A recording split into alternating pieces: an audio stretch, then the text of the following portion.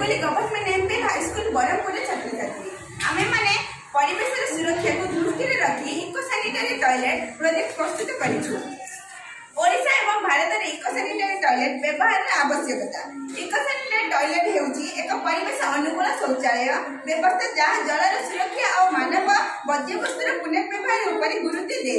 एही व्यवहार मूल लक्ष्य हेउची मानव मल को जल रे मिसाई परिवेश को दूषित करबा परिवर्ते एहाको एक उपयोगी संबंध रे परिणत करबा।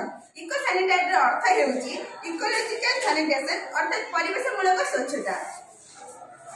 एथिरे दुईटी चैम्बर थाए गोटे चैम्बर कंप्लीट है आउ गोटे चैम्बर व्यवहार करा जाए। यही चैम्बर रे तीनोटी अलग अलग स्थान थाए गोटे मल पाए गोटे मूत्र पाए गोटे शौच पाए। आमे मल कर सारिबा परे सेथिरे माटी पाउंस और सोडार मिश्रण पकाइबा पकाई ढांकुणी घोड़ी देबा और एठारे मूत्र मूत्र एठारे टांकी को आए एही टांकी रे मूत्र मूत्र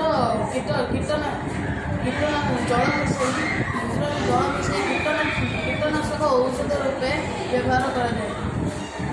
और एठारे शौच पानी यही शौच टांकी को आसी एठारे बगीचार आम फूल फल गछ को सार रूपे दे पार।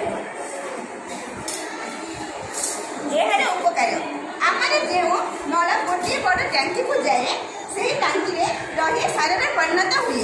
यही सार को उद्भिदर मूल पकाइले उद्भिद उर्वर हुए और भले पत्र फूल फूल फल दिए। से मलगृह को खोली से सार को पकाइले से गृह सार रही ताहार दुर्गंध रही। यही सार भी गछ बाड़ जमी बिल पकाइले मूर्ति उर्वर हो।